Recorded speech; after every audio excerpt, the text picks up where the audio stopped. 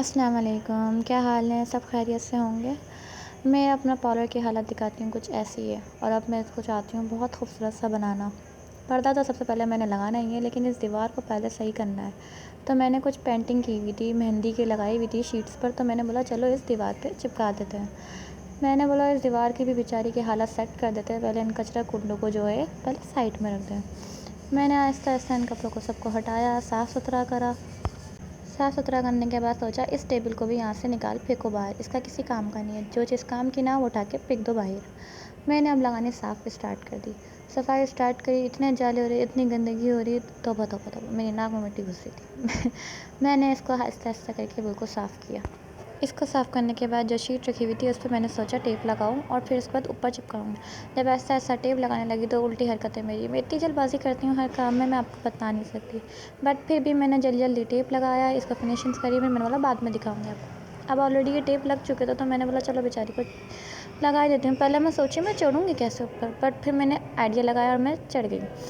जब ऊपर चढ़ के लगाया तो फिर मैं सोचने लगी मैं इसको सीधा टेढ़ा तो नहीं लगा रही। फिर मैंने बोला चलो यार अल्लाह की खैर है, लगा दो। अल्लाह का नाम लेके स्टार्ट करो तो हर काम आसानी से हो जाता है। बट इतनी खूबसूरत लग रही थी मेहंदी, इतनी खूबसूरत लग रही थी, मैं आपको बता नहीं सकती। जो काम अपने हाथ से करो ना वो ज़्यादा खूबसूरत लगता है। फिर मैंने बोला चलो उतरो और चलो अपनी दूसरी मंजिल की तरफ। यहाँ पे हो रही थी बहुत ज़्यादा गंदगी, मिट्टी, धूल और एक्स्ट्रा चीज़ें पड़ी हुई थी, क्योंकि हम काफ़ी दिन से पार्लर की तरफ ध्यान नहीं दे रहे थे।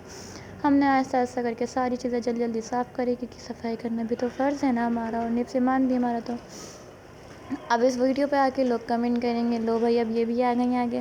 तो यार क्या करें, घर में बैठे बैठे बोर हो रहे हैं, अब कुछ ना कुछ करने के लिए तो हमें करना चाहिए ना। अब यहाँ मुझे मिली छोटी सी मिनी सी बैटरी, इतनी खूबसूरत बैटरी थी, दिल चाह रहा था इसको मैं अपने साथ ही ला के बैठ जाऊँ।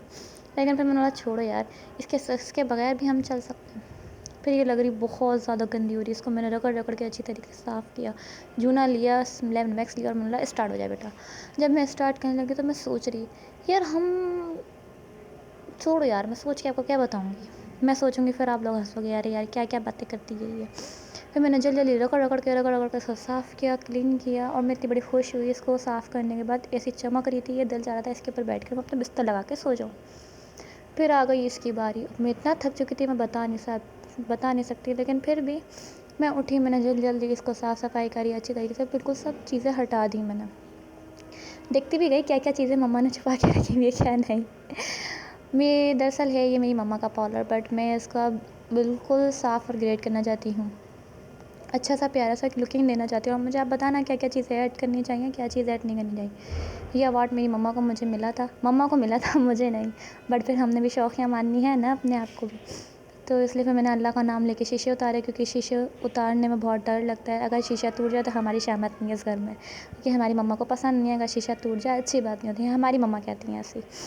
तो जल्दी मैंने फिर अच्छी तरीके से बिस्मिल्लाह का नाम लेके साफ़ किया, और बहुत ज़्यादा थक गई थी। अब ये मुझे समझ में नहीं आता लोग चुटकी बजा के कैसे काम कर लेते हैं। मैंने बोला एक चुटकी बजा के काम करके दिखाती हूँ, अरे वाह हो भी गया काम।